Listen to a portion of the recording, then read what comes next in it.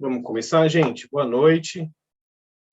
Agradecer a presença de todos aqui, dando continuidade aos eventos, treinamentos, palestras, tudo que a gente tem feito dentro do GT Operações do Voluntários da Saúde. E hoje a gente convidou a Tatiane Ramos Caneiro para fazer uma apresentação para a gente sobre gestão do fluxo do paciente e adaptação da relação entre capacidade e demanda. Eu vou apresentar a Tatiane. Tatiane ela é gerente de projetos estratégicos e digitais no Hospital Israelita Albert Einstein, graduada em enfermagem pela Faculdade de Enfermagem do Hospital Israelita Albert Einstein, tem especialização em enfermagem em cuidados intensivos, gestão da qualidade em saúde e epidemiologia hospitalar. Possui formação em Black Belt, Lean Six Sigma, Scrum, Product Owner Certified, Scrum Study, MBA executivo em gestão de saúde pelo Einstein Inspect, e cursa ainda hoje o programa de certificação profissional e transformação digital pelo MIT e mestrado profissional pela Faculdade Israelita também. E além de tudo isso, ela encontra tempo para vir conversar com a gente aqui e contar um pouquinho da sua experiência, contar um pouquinho do trabalho que ela já desenvolveu. Agradecer novamente a Tatiane pela disponibilidade. Vou pedir para todo mundo para deixar o microfone fechado por enquanto a Tati apresenta, para a gente não atrapalhar a condução da apresentação. Quem tiver dúvidas, perguntas, vai colocando no chat, e aí quando a Tati terminar, a apresentação finalizar, a gente retoma as perguntas que estão ali, conversa um pouquinho com ela e evolui aqui na nossa discussão, tá bom?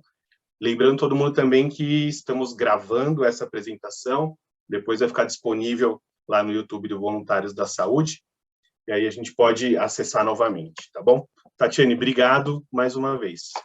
Eu que agradeço. Vocês viram que, primeiro, eu queria dizer que é um prazer enorme estar aqui. Que apesar de trabalhar com tecnologia, eu estou logada em 2 computadores para conseguir assegurar o áudio, porque o áudio do meu computador oficial, em que eu estou com a máquina virtual aberta para apresentação, decidiu que não vai funcionar.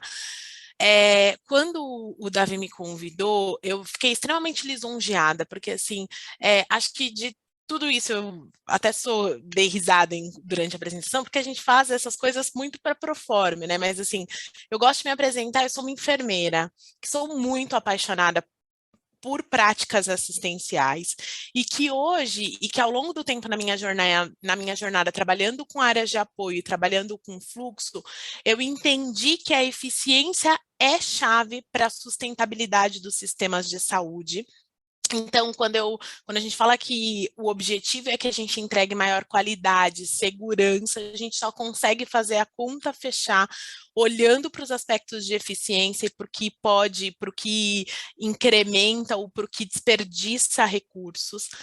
E trabalhei muitos anos com o fluxo do paciente. Hoje, há 1 ano e meio, eu fiz a transição somando o conhecimento assistencial, os conceitos e toda a prática aprendida com fluxo, com eficiência em áreas operacionais, e comecei a atuar com transformação digital também, utilizando a tecnologia para ser um outro habilitador. Então, a proposta é que a gente faça, assim, uma conversa super aberta, então fiquem à vontade se quiserem perguntar, eventualmente se quiserem comentar alguma coisa, a gente pode deixar para o momento final, mas se for alguma coisa muito oportuna, não tenho qualquer problema em ser interrompida. Eu preparei um momento de uma conversa, assim, bem básica e conceitual sobre aspectos de fluxo e de gestão de capacidade e demanda. Não tenho dúvida o quanto a pandemia expôs a fragilidade dos nossos fluxos e processos, e o quanto a gente entende que agora fluxo sempre foi, trabalhar com eficiência sempre foi necessário, mas agora a gente vive um cenário em que é mandatório, tá bom?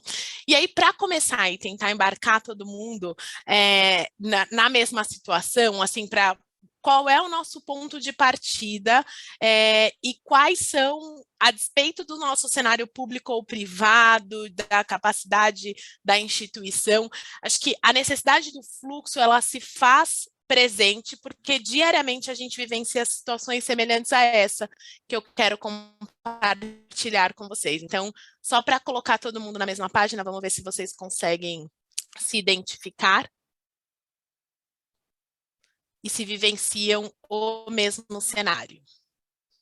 diariamente nossos serviços de saúde.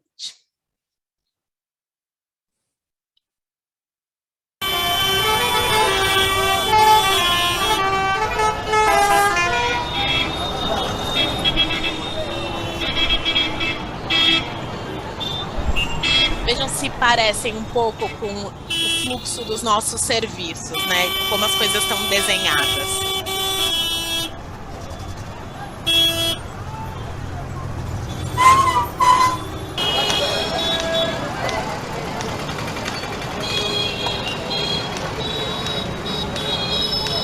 Eu ainda me espanto com as pessoas circulando, mas... Deixa eu fechar aqui o meu áudio. Pronto. Então, parte da nossa conversa hoje surge desse princípio, assim, talvez nas nossas instituições a gente conviva diariamente com fluxos semelhantes a esse, assim, sem ordem, as coisas acontecendo e a gente passa o dia inteiro apagando incêndio e correndo, e o problema é que a gente passa a olhar para isso e a gente convive há tanto tempo com isso que a gente acha que é normal, e não é normal. Não é normal viver o dia inteiro assim apagando incêndio no hospital. Agora eu resolvo o problema da internação que está lotada, agora eu resolvo o centro cirúrgico que ficou cheio, eu não tenho mais onde operar pacientes e eles estão recuperando em sala, e aí eu vou olhar as altas e tudo mais. Então a proposta é a gente falar sobre isso. Então, vamos lá. Deixa eu só deixar as minhas duas telas aqui, vocês já estão vendo minha tela, o Davi já me apresentou, então a proposta é que vocês fiquem muito à disposição para interromperem, para falarem, para colocarem os apontamentos que desejarem. Para começar a falar de fluxo, acho que a gente tem uma conversa preliminar falando sobre o cenário atual em saúde. Então, a gente tem a referência desse material que foi muito bem elaborado e pela Deloitte, é bem recente.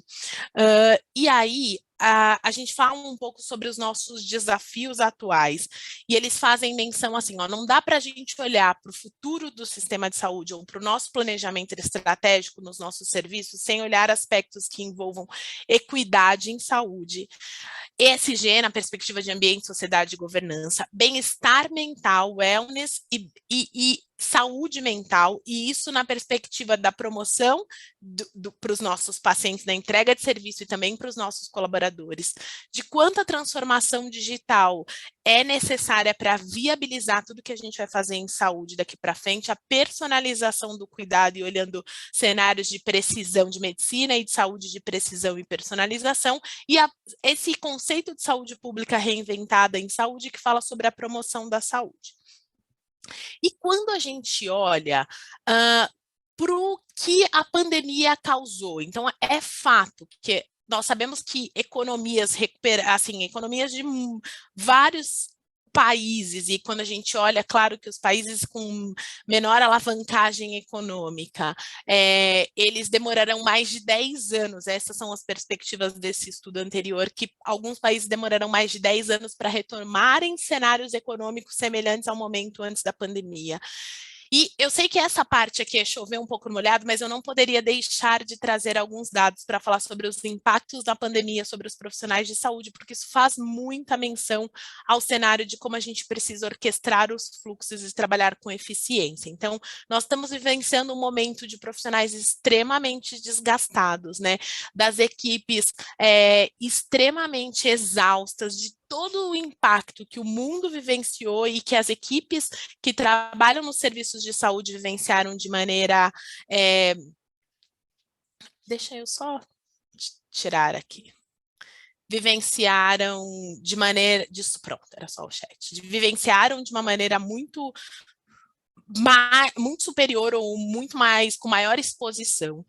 E aí a gente tem um material do Advisory bem recente, publicado esse ano, do Advisory Board, que eu gosto muito, eu não sei se todos conhecem, mas é um instituto de pesquisa e de qualidade em saúde semelhante ao IHI, ao Institute for Healthcare Improvement, mas eles fazem muitas pesquisas com os hospitais filiados. E aí uma pesquisa realizada com 1.005 profissionais de saúde americanos de janeiro a fevereiro deste ano evidenciou que 48% dos profissionais disseram que a sua saúde mental piorou durante a pandemia, e 34% falaram sobre piora da sua condição física associada a isso. Mais da metade relataram sentimentos de ansiedade e piora de quadros depressivos quando já instalados. Muitos profissionais relataram aspectos de alteração nos aspectos de dieta, sono, rotina de exercícios e empatia com pacientes e outros profissionais, e 20% dos profissionais que foram entrevistados disseram que consideram deixar o setor de saúde no próximo ano. Então, é claro e é fato o quanto a gente precisa olhar para as condições que a gente oferece de trabalho.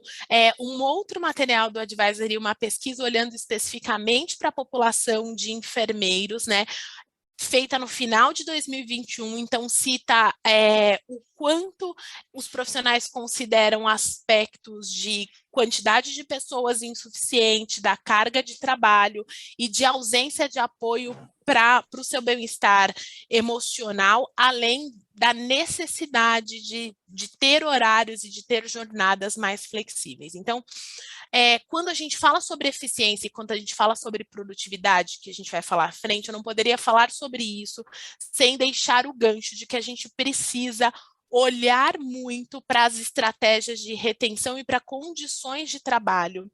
E quando o que a gente tem de literatura, e tem muito material, eu acabei só pensando o Advisory, mas a gente tem inúmeros, mesmo os nossos órgãos de classe, o COFEN tem feito uma pesquisa bem recente, a Harvard Business Review está estudando o impacto da pandemia nos profissionais de saúde, mas se o que a literatura já oferece sobre respostas para isso, né, como é que enquanto gestor nós conseguimos oferecer, alinhar expectativas e oferecer melhores condições de trabalho para os nossos funcionários, a literatura faz muita menção sobre oferecer condições de maior flexibilidade, apoiar o bem-estar holístico, então escalas mais flexíveis, jornadas mais flexíveis, horários, incorporar diversidade e equidade, mas nós não podemos deixar de fazer o link de que esses gargalos, represamentos, atrasos, as ineficiências em fluxo, elas não podem ser aceitáveis, e essas ineficiências, então, gente, trabalhar todo dia em um cenário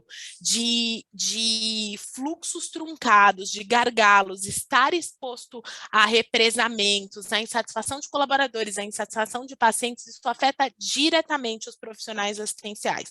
Então, quando a gente fala sobre fluxo, a gente fala também sobre ajustar processos para entregar maior qualidade, segurança e eficiência, mas para dar melhores condições de trabalho.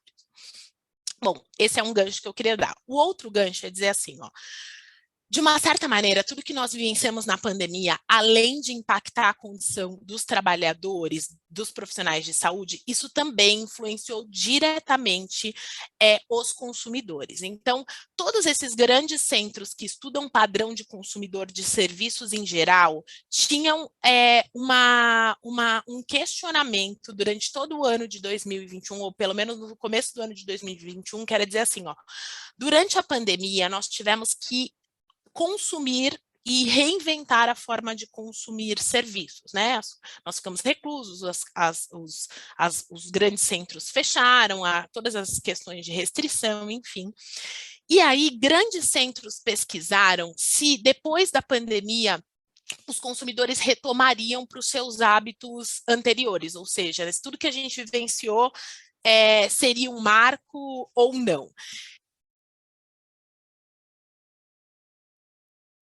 A gente pode marcar um outro momento para isso, mas ela fez a Century conduziu uma pesquisa global em 22 países, com 25 mil consumidores entrevistados, e 50% dos consumidores disseram assim, ó, a pandemia me fez repensar e ressignificar o que é importante para a minha vida, e eu espero que as marcas e que os serviços, né, que quem me entregue serviço se adeque a esses novos valores reinventados. Então, eu sou um consumidor que eu me oriento por preço e qualidade, mas eu também estou disposto a abandonar marcas que não entreguem o que eu espero, ou que não estejam alinhados a esses novos princípios. E por que eu trouxe isso? Porque quando a gente olha a distribuição do perfil de consumidor por país, que se classifica nesse perfil reimaginado, o Brasil encabeça a lista de respondentes, com 71% dos respondentes se dizendo reimaginado, ou seja, tudo que a gente sabe e tudo que a gente estudou sobre necessidades e sobre padrões e sobre expectativas de consumidores de serviços de saúde pode ter sido alterado ou pode estar em transição. Isso é muito importante, porque assim, quando eu entrego para um consumidor e quando ele vivencia uma experiência hoje de solicitar num aplicativo de refeição uma diversidade de refeições, de selecionar subtipos da refeição e personalizar essa característica de entrega. Então, eu quero a minha carne bem passada, mal passada ou ao ponto. Assim que eu gero a order ou o pedido, eu entro numa timeline de acompanhamento e de entrega desse serviço. E aí, quando eu vou consumir um serviço de saúde, eu não tenho perspectiva de horizonte de quanto tempo eu vou esperar, de quando vai entregar, e isso começa, essa expectativa vivenciada nessa mudança abrupta de padrão de consumidor, ela é extrapolada para todos os serviços, inclusive para a gente, e eu não estou dizendo isso só por conta da realidade em que eu atuo, tá bom? E aí, quando a gente olha isso para os consumidores, especificamente para a perspectiva de consumidor de serviços em saúde, a gente vê variáveis muito semelhantes. Então, esse é um material da pesquisa do Barrow Institute, em que vocês podem ver que, assim, ó, dentre o ranking dos 10 itens mais importantes na composição da experiência de paciente familiar, vários itens, eles sempre se alteraram nas classificações. Essa pesquisa é feita a cada 2 anos. Aqui a gente tem o ranking 18 e aqui o ranking 2020. Então, comunicação, falar-se de uma maneira clara que eu possa entender, eles sempre se alteraram entre itens. Eu quero ser tratado com cortesia e respeito, ora no 3º lugar, ora no 5º, mas como até uma expressão de tudo isso que eu estou tentando linkar para vocês, né, de como é importante, de como as perspectivas de consumidores mudaram de uma maneira geral e também dos consumidores de saúde, foi a primeira vez que no ranking de perspectivas de consumidor de serviços de saúde do Barrow, surge este item dentro dos 10 itens mais importantes, o paciente dizer assim, para mim passa a ser importante na composição da minha experiência, ter um processo compreensível e fácil para a transição das minhas informações entre os diferentes prestadores de serviços em saúde. Ou seja, aquilo que influencia os consumidores gerais também passam a influenciar os consumidores de saúde. Os consumidores continuam dizendo, esse resultado em azul claro é 2020, de que a experiência é importante para eu escolher o local em que eu vou me tratar, e a gente faz um link claro da eficiência com a composição da experiência, quando os entrevistados são perguntados que palavra ou frase você pensa quando você remota uma experiência boa que você teve no consumo de serviços de saúde. Claro, além de cuidado, profissionalismo, excelência, nós identificamos na composição da boa experiência aspectos que envolvem eficiência, a gente tem rapidez. Igualmente, quando você pensa sobre uma experiência, quando os entrevistados pensaram sobre experiências negativas no serviço de saúde, nós temos muita questão de espera, de longa espera. Bom, fato isso, nós podemos começar a falar sobre fluxo do paciente. Então, eu não poderia falar de fluxo sem fazer todo esse gancho, porque o fluxo está inserido nesse contexto maior que é o nosso ecossistema em saúde. Então, quando a gente fala sobre fluxo, o fluxo do paciente, eu considero, né, uma ciência. Os primeiros trabalhos remontam de 2009, quando a gente tem o pai do fluxo do paciente, o Gene Litvak, atuando no IHI, no Institute for Healthcare Improvement, e a frase que eu mais gosto, ou o conceito que eu mais gosto para descrever fluxo, é a frase do IHI, que fala que fazer gestão do fluxo do paciente é uma forma da gente melhorar os serviços de saúde, porque a gente passa a adaptar a relação entre a capacidade e a demanda por recursos, por leitos, por pessoas, e quando nós fazemos isso, nós incrementamos segurança porque passamos a entregar o cuidado certo, no lugar certo, no momento certo, o tempo todo. Essa é um exemplo, por exemplo, de linha de variação, de um gráfico de variação da ocupação hospitalar intervalar ao longo dos dias de um determinado período. E aí, isso é muito comum nos nossos serviços, quando a gente olha essa distribuição irregular da nossa ocupação. Então, até a gente fala um pouco, às vezes a gente expressa a média de ocupação de um período e de um mês, e ela é ingrata, porque ela, na média, a gente dissolve esses momentos de ocupação como próximo ou semelhante a 120%. E quando a gente olha para isso, a gente nem choca, porque parece que é normal, ok, os serviços se comportam dessa maneira. Mas será que nós devemos aceitar, né, picos e vales na ocupação como nós vivenciamos de maneira recorrente e o impacto negativo que a gente tem quando eu tenho um pico ou quando eu tenho um vale na ocupação, em relação à adequação de recursos, em relação à oferta, aos problemas resultantes dos gargalos e de esperas no nosso atendimento? E aí, como é que a gente consegue estudar e entender o que geram esses picos e vales? Então, basicamente, eles são gerados por uma relação entre demanda e a nossa capacidade. E vamos começar a falar para o primeiro ponto. Como é que eu olho e que eu consigo compreender a minha demanda? A literatura em fluxo referencia que nós temos dois tipos de variações, basicamente dois principais tipos de variações que impactam e que influenciam a nossa demanda. São elas a variação natural e a variação artificial. Então, são os dois tipos principais de variações que impactam os serviços de saúde. Quando a gente fala sobre a variação natural, a gente fala sobre uma variação que ocorre aleatoriamente e que ela é intrínseca às necessidades do paciente. Então, esse tipo de variação natural surge quando ocorre a necessidade do paciente. Então, quando o paciente infarta, é uma condição clínica que o faz buscar o serviço de saúde. E isso é o que determina uma variação natural do serviço.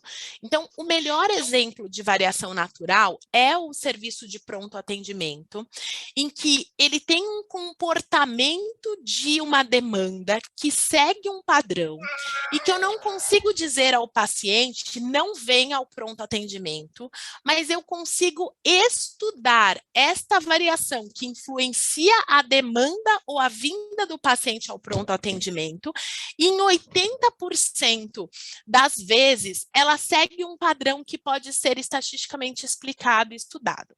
Então, quando a gente diz assim, falar sobre demanda é difícil na minha realidade, porque eu trabalho num serviço que tem um pronto atendimento de porta aberta. Ok, realmente ter um pronto atendimento de porta aberta confere algumas características ao serviço, mas o pronto atendimento, ele não precisa e ele não é uma caixa de surpresa. Essa variação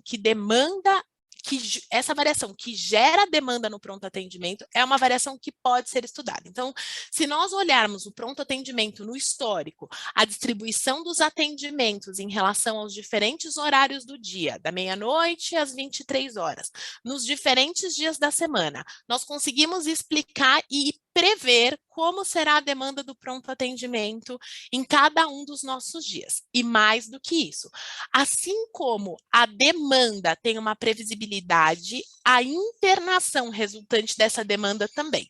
Então, o que eu estou querendo dizer? Que a gente consegue chegar ao extrato estudando a demanda pregressa do pronto atendimento por conta desse comportamento de variação natural que ocorre de uma maneira que pode ser estudado estatisticamente, apesar de ser intrínseco às necessidades do paciente, mas que traduz características de uma população que podem ser explicadas, nós conseguimos prever e esperar quantos pacientes internarão no meu pronto atendimento nos diferentes dias da semana. Então, eu posso chegar à conclusão de que eu interno 60 pacientes via pronto atendimento às segundas, terças e quartas, e 30 ou 40 pacientes quinta e sexta e 35 pacientes dia nos diferentes dias do final de semana. Então, é muito importante compreender essa variação, projetar e estudar qual é essa demanda.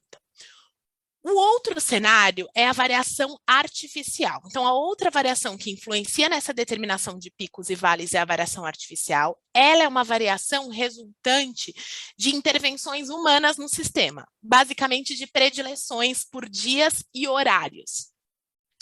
Esta variação, a melhor explicação, ou melhor exemplo de variação artificial é a variação que ocorre nos nossos agendamentos eletivos e olhando para o cenário hospitalar no agendamento cirúrgico, né?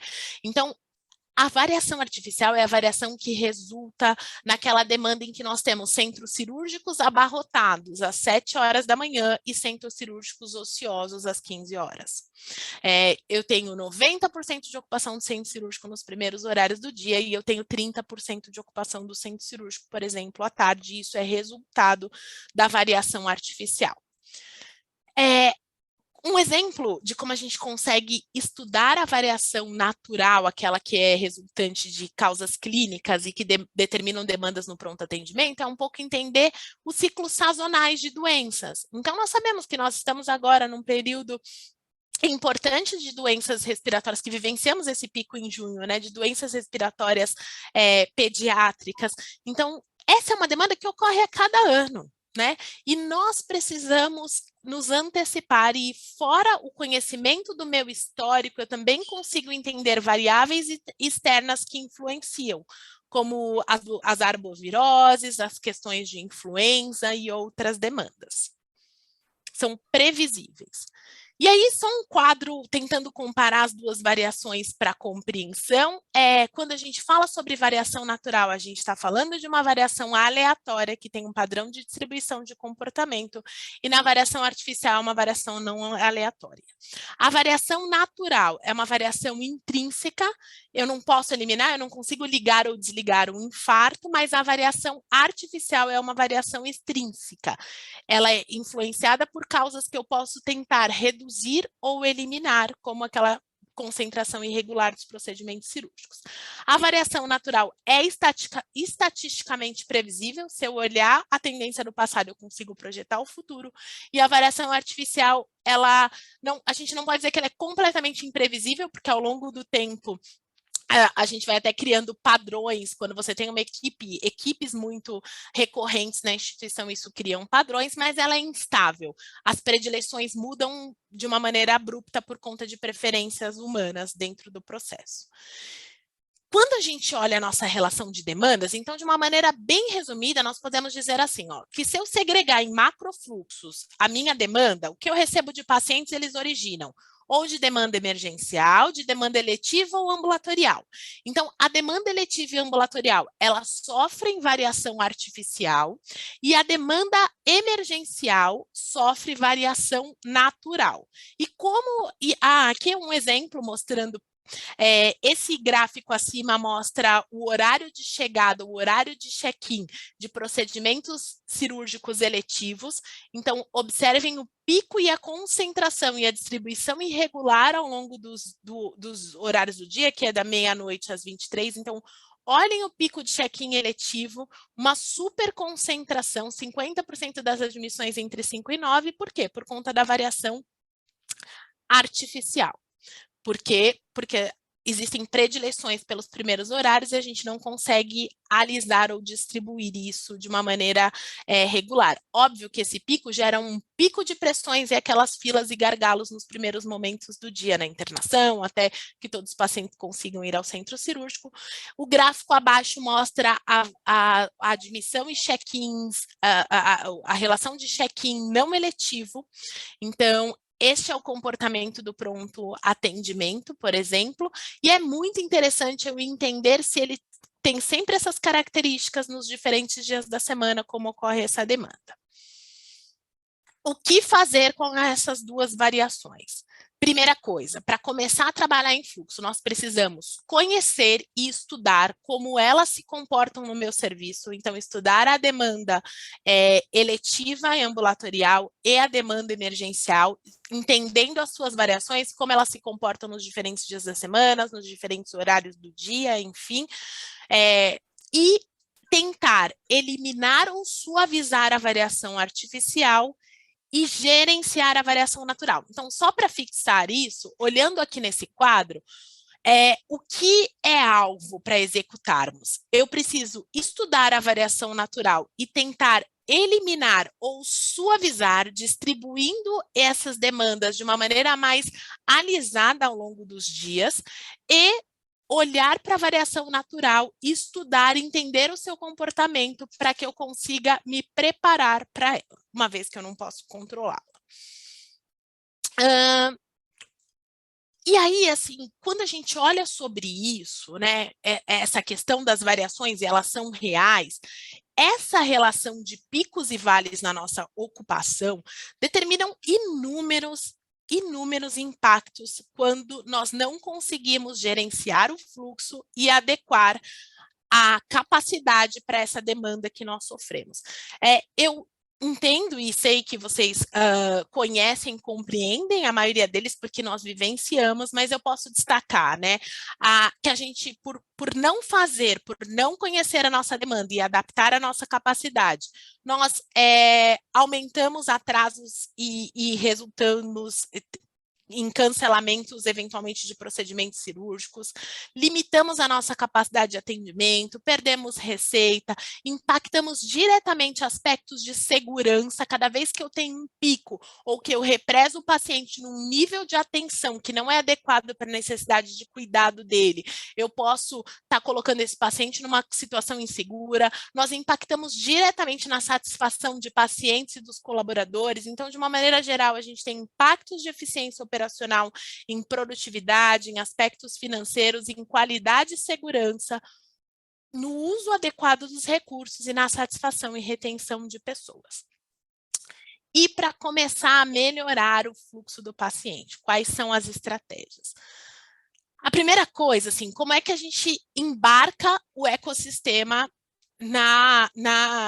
para entender que nós precisamos realizar a gestão de fluxo?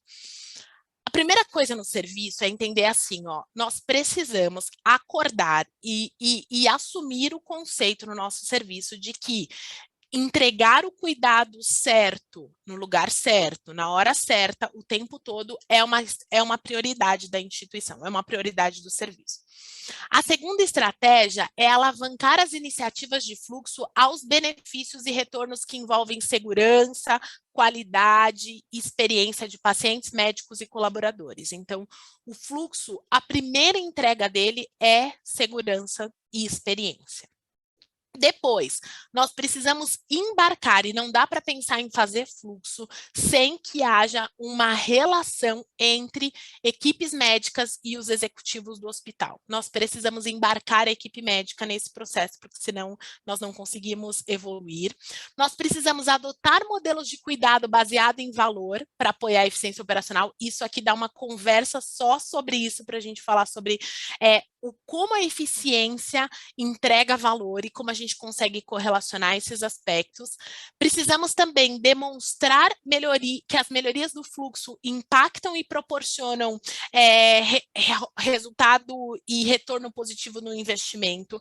Então, no link que eu vou mandar para vocês, eu não vou conseguir passar agora, mas tem um link bem legal do Eugene Litva, que é o pai do fluxo, falando sobre benefícios do retorno sobre o investimento, e eu vou mostrar um pouquinho da capacidade virtual.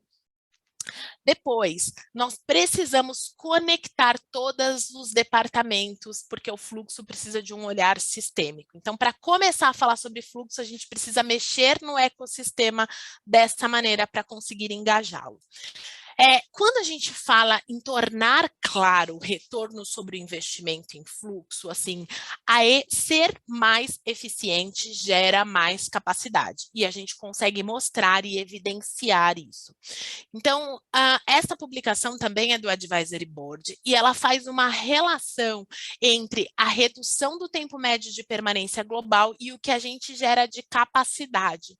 Então, desculpem, considerando um hospital de aproximadamente 300 leitos, que reduz um dia no seu tempo médio de permanência, sobre premissas de ocupação de 85% e 5,2 dias de tempo médio de permanência, um dia de redução no tempo médio de permanência global resulta em numa capacidade de aproximadamente 49 leitos. Então, não significa que eu construí 49 leitos, mas sendo eficiente, eu gero capacidade para atender pacientes equivalente a 49 leitos.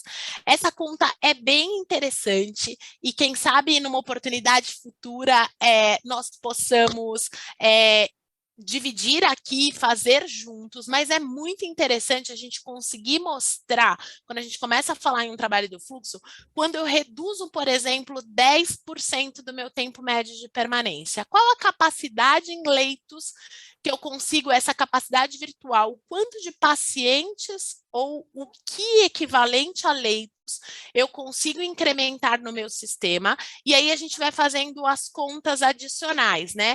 Então, aqui a gente tem só, nesse mesmo material do Advisory, a relação de redução do tempo médio de permanência em dias e o ganho em leito. E aqui uma demonstração de evolução ao longo do tempo, de redução do tempo médio de permanência, e sobre premissas de maior quantidade de leitos, o quanto incapacidade virtual desses leitos são gerados. Então, vamos pensar nessa primeira redução de tempo médio de permanência. Se eu gerei uma capacidade equivalente a 34 leitos virtuais, eu posso assumir a premissa de que se eu pegar esta capacidade nova, incrementar atendimentos e pacientes, semelhante ao que eu tenho de giro de leitos, por exemplo, se eu giro 5 pacientes em média por mês em cada um dos meus leitos, a gente consegue extrapolar e entender qual é o racional do nosso ticket e o quanto uma redução de tempo médio de permanência pode incrementar em potencial receita, e é muito importante que a gente consiga mostrar também o ganho em eficiência em retorno sobre o investimento. Bom, agora que a gente falou um pouco sobre as variações, eu vou tentar correr para que a gente consiga discutir um pouco. É muito importante que a gente entenda o paradigma entre gerenciar leito e fazer gestão de fluxo. Quando nós falamos em gerenciar leito, a maioria dos nossos desenhos ou do nosso conceito prévio faz menção a dizer assim, ó, eu recebo demandas do pronto atendimento e demandas do agendamento. Esses dois cenários geram a minha demandas por leitos, e aí eu determino, baseado no leitos livres e leitos ocupados, quem vai para o leito e quem aguarda leito. Esse é um pouco do conceito de gerenciamento de leito. E quando a gente faz gestão de fluxo, a gente passa a entender assim, ó, eu consigo antecipar e entender qual é a minha demanda, porque eu passo a estudar o comportamento e compreender as demandas do pronto atendimento, assim como a entender o cenário e o horizonte futuro das minhas admissões eletivas. A gente faz a mesma orquestração da relação entre demanda por leitos, leitos ocupados, leitos disponíveis, mas com um cenário em olhar para aspectos de como ser mais eficiente dentro desta relação, e a gente olha para um outro cenário que é muito importante, que é a minha capacidade. O quanto eu orquestro etapas que envolvem permanência do paciente e o planejamento para alta hospitalar para gerar capacidade para fazer com que a engrenagem funcione, e mais ou menos dessa maneira. Então, estudando as entradas e a minha demanda e orquestrando a eficiência interna e o planejamento para alta para gerar capacidade, e como a gente consegue equilibrar os dois cenários. Falar sobre planejamento para alta também é motivo de uma outra discussão, e nós sabemos que nós temos uma tendência, assim, as nossas instituições, os nossos serviços não são prontamente preparados para trabalharem à mesma velocidade das etapas iniciais no momento de alta. Então, como nós somos mais morosos no processo de alta hospitalar, estes gargalos no processo de alta resultam em impactos e represamentos na cadeia anterior. Basicamente, nós começamos a olhar a alta hospitalar quando o paciente está clinicamente apto para deixar a instituição, e isso é uma grande oportunidade.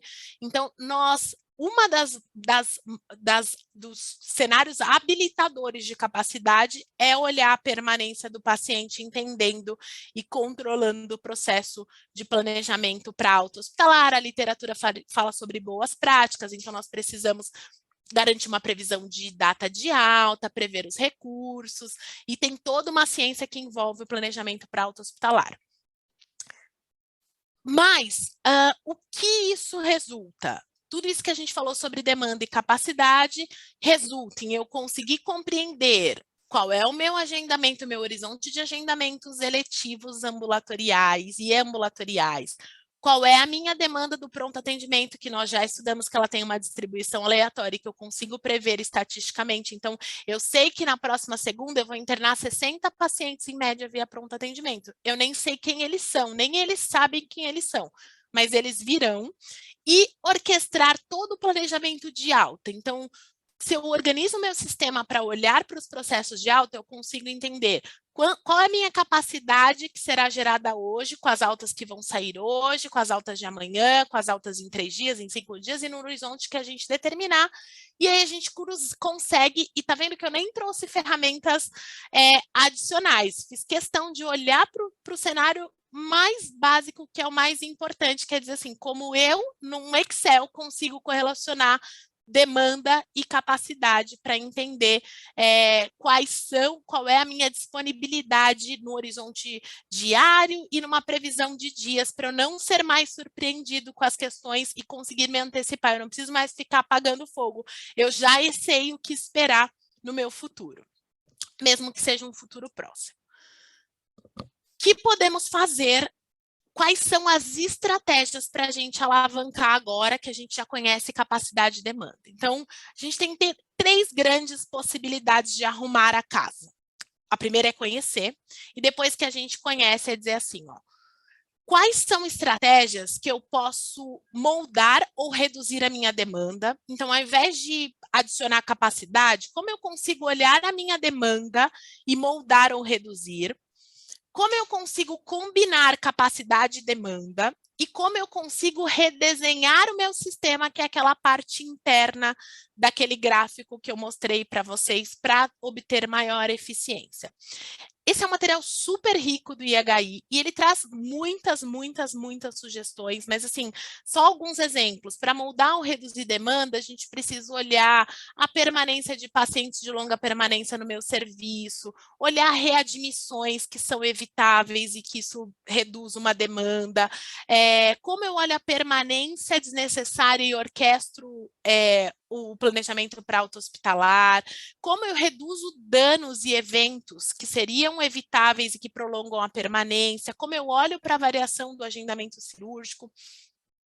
Quando a gente tem os 2 dados de capacidade e demanda, como eu consigo combinar a capacidade e demanda para conseguir orquestrar? Essa demanda vai consumir quantos leitos do meu serviço, né? Como a gente consegue traduzir esta relação entre capacidade e demanda e como eu posso estabelecer regras, entendendo que esses determinados códigos cirúrgicos, na minha realidade, eles consomem tanta fração de leito e do mesmo jeito que a gente orquestra os 2 cenários, a gente passa a entender que cada X agendamento, quantas fatias de leito no meu horizonte futuro eles consomem, por exemplo, e estratégias para redesenhar o sistema olhando para a eficiência, permanência e adequação do consumo de cada um dos meus processos internos, então, de como eu trabalho com excelência operacional em cada etapa, desde a higiene, do giro de sala cirúrgica, de critérios clínicos para progressão de alta. Quando a gente olha para começar a trabalhar com fluxo, a gente precisa olhar o sistema como um todo, trabalhar em muitas análises estatísticas, né? Não atuar em microprocessos, romper esses silos, estabelecer requisitos de conformidade e controlar a variabilidade. Eu trouxe alguns exemplos, mas acho que a gente só tem 10 minutos para discussão. Então, queria só mostrar para vocês, basicamente, para a gente começar a trabalhar com fluxo e pôr tudo isso em prática, conhecendo essas variáveis.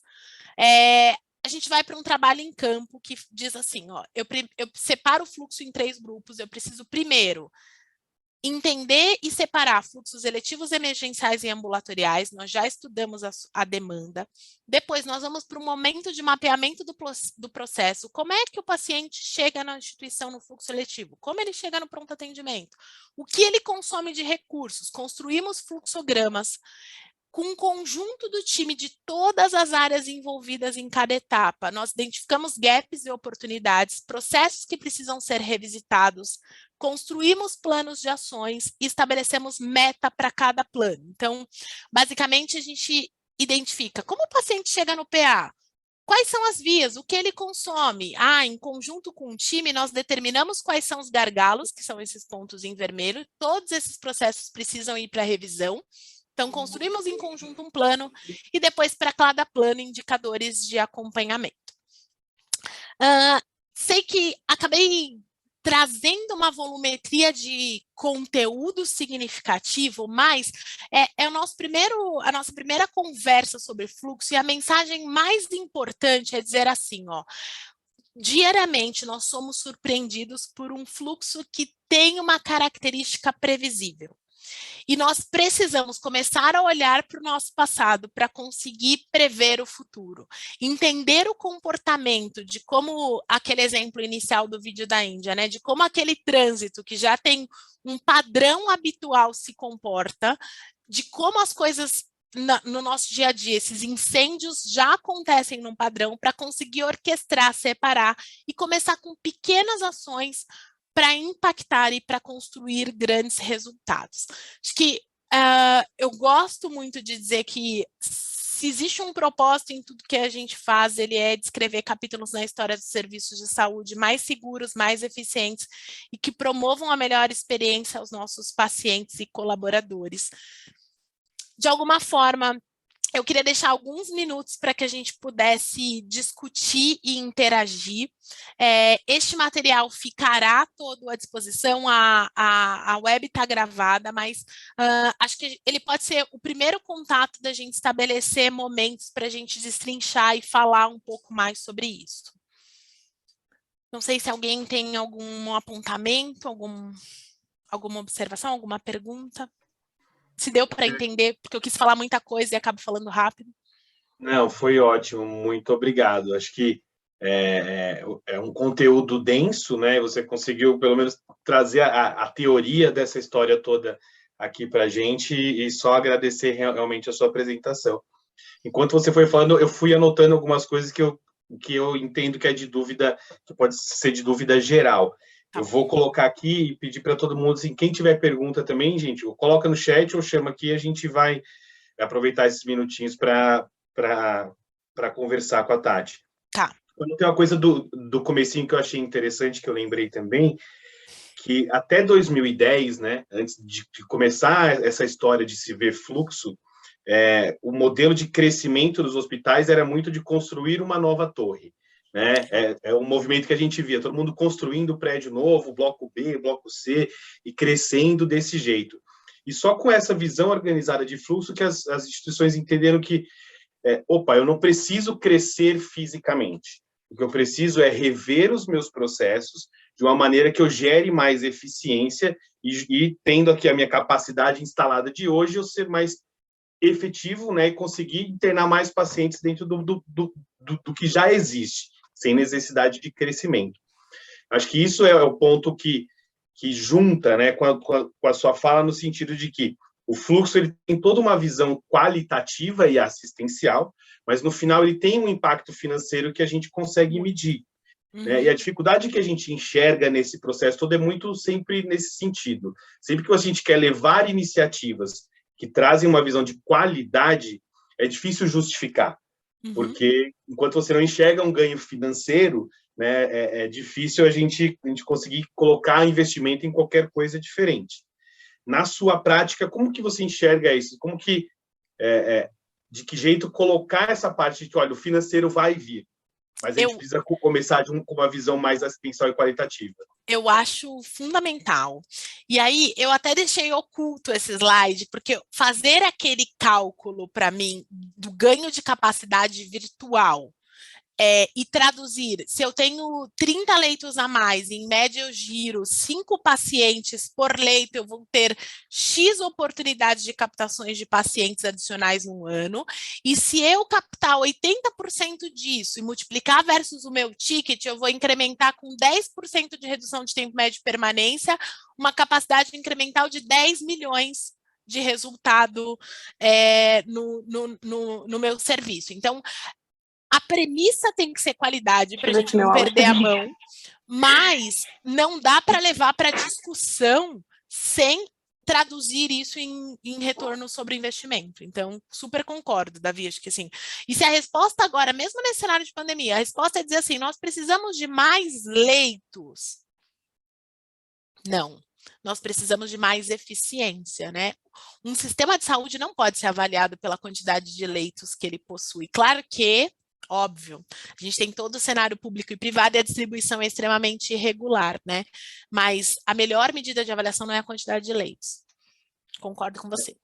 Não, acho que ainda mais no sentido de que construir leitos também tem que estar atrelado com o aumento do número de profissionais, né? E hoje não é um cenário que a gente vive no Brasil e no mundo, né? A gente vê muitos Estados Unidos falando sobre isso, dos shortage de enfermagem, principalmente, mas que com a pandemia ficou muito mais claro nesse sentido, né? Que não adianta ter o recurso físico, porque o RH ele não está existindo, né? A gente não consegue compatibilizar isso. Concordo, e a conta não fecha, né? Não dá para viabilizar. Então, porque o que a gente vai fazer é construir eventualmente mais leitos e manter o quadro atual. Então, você vai ter mais profissionais, tipo, mais situações de risco, mais desgaste. As pessoas têm falado muito sobre a pandemia. Gente, assim, é muito desrespeitoso a gente vivenciar o que as pessoas estão enfrentando em todos os cenários, e parte disso é problema de fluxo, assim, né?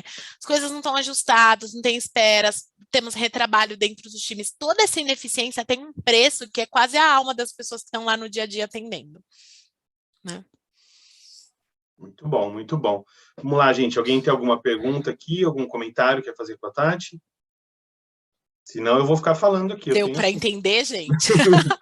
Eu fiquei preocupada, mas eu queria falar, tipo, queria muito falar. A Gabriela colocou no chat aqui para gente. Essas estratégias para melhorar o fluxo de pacientes também são aplicadas à central de leitos do SUS? Regulação, aqui toda aquela história? Total, assim, ó. Até, Gabriele, eu não sei se vocês já tiveram, entendo que sim, se você atua no SUS, unir aquele trabalho que foi feito junto, não sei se tem alguém aqui do Moinhos, alguém que participou, mas unir a estruturação, a diretriz do Ministério, em 2017, lançaram a diretriz, e unir, ele é uma estrutura de fluxo. Então, todos os indicadores. Então, unir já é um manual de depara para o fluxo. Os desafios são diferentes? São muito diferentes, né? Então, todo o incentivo ao engajamento é diferente, mas a gente começa a ver iniciativas que beneficiam o fluxo. Então, aqui na instituição, o trabalho começou no Morumbi e eu fiz muita questão, vocês viram que eu nem fiquei fazendo comparativos, porque eu entendo que as realidades são diferentes e que a gente talvez não consiga extrapolar tudo, mas para os cenários de hospitais públicos, tanto do MBOI quanto do Vila, todos trabalham com gestão de fluxo. Então, considerando as particularidades. Muito bom. Ó, a Aline está perguntando, quanto à estruturação para implementar a gestão de fluxo, quem são os profissionais envolvidos na instituição? Boa. Tipo de acho que profissional. a gente precisa de uma... Então, assim, o fluxo precisa de muita gente? Não, ele precisa de alguém que coordene todas essas etapas, porque nós vamos falando com as diferentes equipes. Travei? Não, vocês estão me ouvindo. Agora eu estou na dúvida se eu travei ou se a Tati... Peraí.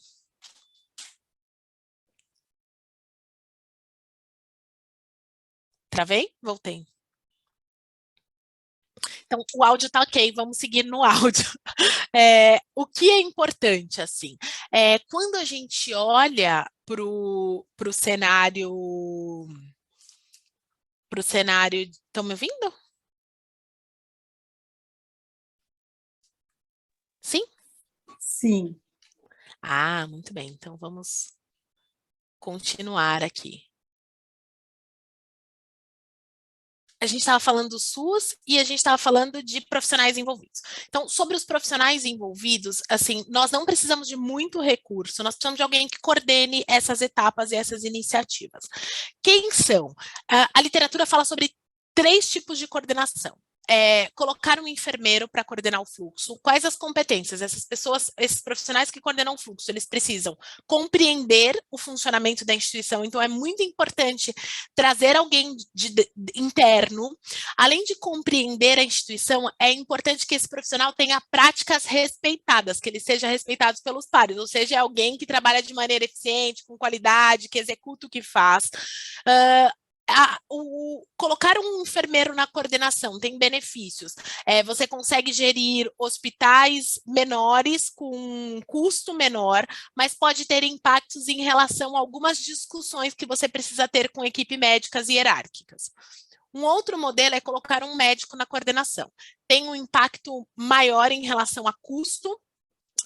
Em alguns aspectos pode ter facilidade para resoluções, mas em outros, quando você põe um médico diretamente para gerenciar o fluxo, pode existir conflitos de interesses e algumas equipes reagirem porque falam, ele está beneficiando a equipe X, que era dele, enfim.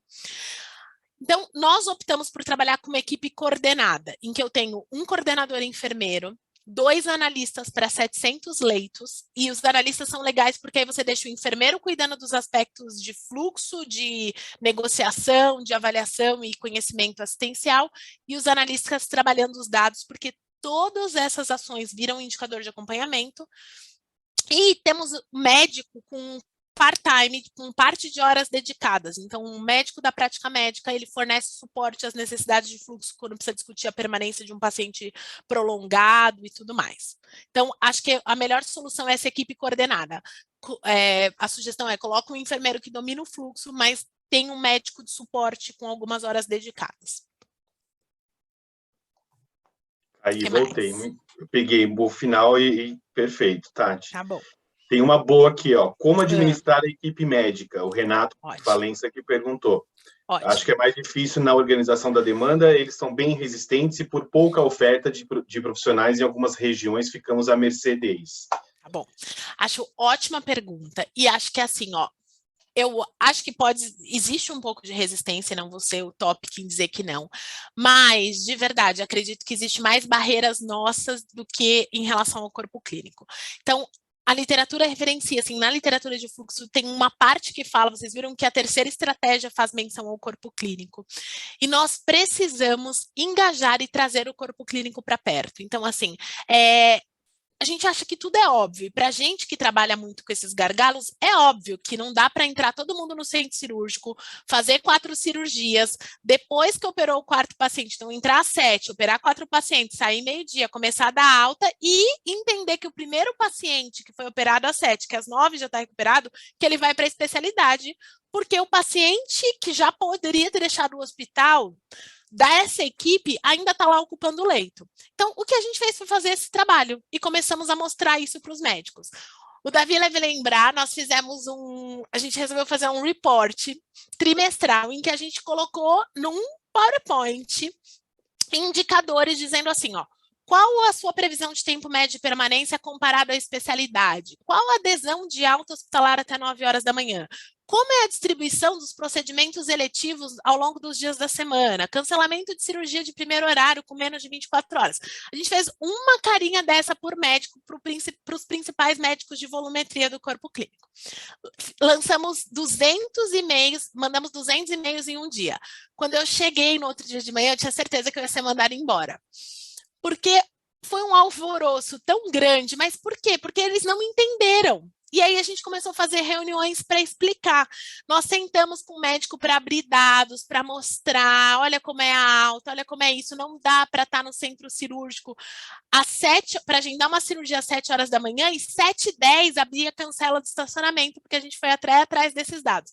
Então, a minha sugestão é dizer assim, nós precisamos entender que o médico é parceiro a favor. E quem é parceiro precisa compreender, precisa estar junto, não é barreira. Deixa eu entender as suas necessidades para eu ajustar. Então, acho que é construir em conjunto e trabalhar muito a informação. Acho que a gente penaliza o corpo clínico com regras, mas não com informações. E o que ele ganha com isso, né, gente? O cirurgião, uma coisa que ele mais quer é alocar o paciente na especialidade. Certo? Ele briga por isso. Eu quero meu paciente na especialidade. Então, vamos combinar. Quando a gente mostrou isso para as equipes cirúrgicas, no mês seguinte, a maioria das equipes já tinham o primeiro auxiliar ou um auxiliar fora, 6 horas da manhã, fora do primeiro tempo da primeira cirurgia, dando todas as altas para que a gente conseguisse limpar os leitos e acomodar os pacientes. Então, acho que é essa parceria que é importante. Acho que nesse ponto, né, quem já fez gestão de corpo clínico entende bem. Uhum. O médico ele precisa ser envolvido. A gente tem sempre esse receio de que o médico é resistente, né? Os médicos disruptivos, que é o termo técnico que a gente usa para isso, mas o médico, a partir do momento que ele é envolvido no processo, que ele entende o que está acontecendo, principalmente que ele vê os benefícios disso, ele passa a ser um parceiro 100% do que está acontecendo. Né? Então, acho que a gente tem que ter esse cuidado também de envolver mais o médico e não ter sempre aquela visão de que o médico vai ser sempre uma barreira ou um dificultador do processo. Se não for envolvido, todo mundo vira barreira. Não tem jeito. Muito Sabe bom. Que no workshop, quando a gente trabalhou alta hospitalar, planejamento para alta, nós fizemos uma pesquisa com o corpo clínico. Qual a dificuldade em aderir ao processo de dar alta até 9 horas da manhã? E o resultado foi um choque. O médico estava dizendo assim, ó, eu não consigo orquestrar as etapas de planejamento para alta, e a gente estava deixando isso para ele, e era uma questão nossa. Parte dos clínicos disseram assim, ó, ok, você quer que eu dê alta às 9 horas da manhã, mas eu preciso consumir resultados de exames de imagem laboratoriais que não estão prontos às 9. Porque a gente tinha uma casa desarrumada, então foi muito legal. Muito legal trocar para a gente conseguir entender quais eram as dificuldades e arrumar o meio de campo, porque tinha um trabalho nosso importante a ser feito. Muito bom. Tem mais uma pergunta aqui no chat, que é da Michele Santos. Tatiana, você trouxe a previsibilidade futura das diferentes portas, o balanço entre histórico de horários em centro cirúrgico e demanda de pronto-socorro. Vocês têm alguma experiência em eficiência nos tempos de utilização de leito? Entendo que se você consegue ter uma visão nesse sentido. Sim. Acho que, vamos ver se você perguntou, se eu entendi a pergunta, Michele, é assim, ó, hoje eu consigo entender, por exemplo, isso foi também mediante o histórico, tá? A gente consegue entender, por exemplo, para grupos de código TUS cirúrgico, ou para agrupamentos de TUS, que a gente chama de TUSão, porque tem uma recorrência, às vezes, da mesma combinação de código TUS, ou para código TUS isolado, qual é, e a gente usou isso, porque, por exemplo, na realidade de serviço, a gente não tem um diagnóstico admissional, mas isso pode ser feito via DRG, via N outras questões. Mas é legal linkar o que você prevê de demanda com esse histórico de consumo de leitos. Então, você sabe que esta cirurgia, no meu histórico, consome tanta fatia de leito. Então, da mesma forma que você faz um gráfico, olhando as suas demandas, você plota um gráfico entendendo o quanto de consumo de leitos você terá em relação a isso. Então, hoje, a gente tem, claro, uma ferramenta analítica que realiza isso, modelos analíticos que fazem essa relação e a otimização, mas a gente começou no Excel, assim, fazendo, agendei isso, esse código faz um PROC-V lá no tempo e consome o leito. Então, acho que é factível, se essa foi a pergunta, se eu entendi. E aí nós vamos cruzando com a permanência. Então, todos os dias, quando a gente olha aquele cenário de eficiência, esses analistas do fluxo todos os dias cruzam. Se a demanda está adequada, se a permanência está adequada com o que era previsto, os pacientes que têm mais do que 5 dias de permanência e não têm justificativa clínica para serem trabalhados, tem um grupo de pacientes crônicos que começa a atuar. A Michele respondeu que era isso mesmo, Tati. E só um comentário, para quem já fez também, né? Não precisa chegar nesse nível de TUS no começo, como a Tati colocou, gente. Isso. Se você começar a entender no primeiro a diferença entre o que é eletivo e o que não é eletivo, já dá para entender. Se você separar por especialidade, já consegue. Verdade, tá vendo? E aí depois você vai evoluindo no seu sistema de informação e vai chegando no nível mais acurado, mas dá para começar no macro, né? É isso aí, Excel, dá mesmo. No sistema todo para isso. E o importante é ter a visão ali do que está acontecendo e entender os seus resultados. Uhum. Gostei, muito bom. A última pergunta, e aí a gente encerra, tá? Tá. A Daniela está perguntando sobre o melhor aproveitamento de leito. Vocês têm alguma experiência com a implantação de ações pré-alta? Quais foram os maiores desafios na implementação e esses desafios foram diferentes entre clínico e cirúrgico? Tá bom, ótima pergunta. Assim, ó, eu trabalhei muito planejamento para alta. Minha formação Green Belt foi um green dizendo melhorar a adesão do processo de alta hospitalar até 9 horas da manhã. Então, nós aumentamos, tínhamos 11% de adesão de alta até as 9 e no final de então, em 6, 7 meses, nós conseguimos incrementar isso para 30% e depois para 38%. E hoje, 55% das saídas hospitalares ocorrem até 11 horas da manhã. Então, é um pulmão, é um hospital que é gerado para isso. como a gente trabalhou? Nós fomos entender as diferenças de necessidades, então, entender as equipes assistenciais, fizemos uma pesquisa com o corpo clínico para entender quais eram as particularidades e começamos a desenhar, a orquestrar o procedimento de alta. Então, qual é o nosso padrão ou a nossa recomendação sobre alta hospitalar, que ela deve ser iniciada desde o momento da admissão, que ela faz parte da discussão do modelo assistencial. Então, a partir da admissão, quando nós discutíamos, dentro do desenho do modelo assistencial, quando se discutia qual a hipótese diagnóstica, qual o plano de tratamento, qual a previsão de permanência desse plano e quais os alvos para que a gente conseguisse estabelecer na admissão a data da alta. Óbvio que existiu resistência. Por quê? Porque a gente estava estabelecendo uma mudança de cultura. Então, assim, peraí, você vem discutir comigo, o paciente acabou de chegar, estou dizendo que é uma hipótese diagnóstica de infecção do trato urinário, que nós vamos fazer esse esquema, e você quer saber quando ele vai embora? Sim, vamos construir junto e a gente vai trabalhando. Trabalhamos capacitação dos profissionais assistenciais para isso, suporte para isso, fizemos workshops com vídeos, construímos um vídeo interno sobre boas práticas para alta e colocamos no anfiteatro, na oportunidade, médicos, enfermeiros, copeiros, profissionais no pronto atendimento, todas, nutricionistas, farmacêuticos, para mostrar a importância. Então, acho que assim, o planejamento para alta é uma ação detalhada que precisa ocorrer e hoje a gente gerou uma atmosfera de cultura que eu lembro que eu passava no café e os médicos diziam assim, ó, peraí, eu já estou indo dar alta. Colocamos, claro, que na segmentação como avaliação, né, Davi? Então, a alta dá para a gente um dia falar só de alta, porque tem bastante coisa. Tá ótimo. Alguém está como o iPhone 2 e levantou a mão. Você quer fazer uma pergunta? Acho que não, acho que é só o dedo. Tá, muito não, quero sim, quero fazer uma pergunta. Sim. Por favor, desculpa. Não, porque eu desliguei o áudio. Meu nome é Marcos, sou aqui do Hospital de Cássia, Minas Gerais, hospital de pequeno porte. Não, mas só queria que você repetisse para mim, fazendo um favor, quando você disse que o médico às vezes não dá alta de manhãzinha, porque às vezes o resultado do exame que deseja para poder certificar da alta, né, até para dar alta, não dar alta, não chega a tempo. No horário assim, que a gente está querendo que seja 8 horas ou 9 horas. Você disse qual que ele deveria fazer, eu não entendi muito bem. Você pode repetir, por favor, para mim? Eu falei que isso era uma das limitações. Os médicos falavam, quando a gente perguntou, por que você não dá alta até as 9? Ele falou, porque eu preciso consumir resultado e eles não estão prontos. Então, aí nós fomos fazer uma lição de casa. E o que a gente entendeu é que a informação sobre a previsão de alta ainda era restrita à equipe que estava cuidando do paciente na unidade. Então, o laboratório não tinha essa informação. Então, nós fizemos pilotos, colocando identificação da informação de alta no tubo, uma etiqueta alta no tubo do laboratório, além da etiqueta de identificação, uma etiqueta na folha de pedido, naquela época os pedidos eram impressos, fomos lá no laboratório, revisitamos o fluxo em conjunto, mapeando esse processo, como eu falei, por onde chega a amostra, para onde ela vai, aqui separa o pedido do tubo, então não dava para só identificar pedido, tinha que identificar tubo, porque o tubo ia para a máquina. Mudamos e antecipamos a rotina de alta, que era a rotina feita com todo mundo 7 horas da manhã. Será que fazia sentido colher alta às 5 horas da manhã? Por exemplo, do laboratório. Na imagem, diariamente transicionar a informação de quais eram os pacientes em programação de alta para o dia seguinte e que deveriam ser priorizados na agenda. Então, olhar processos e começar a desenhar, e claro que adaptando à realidade, mas fizemos uma lição de casa em relação a isso.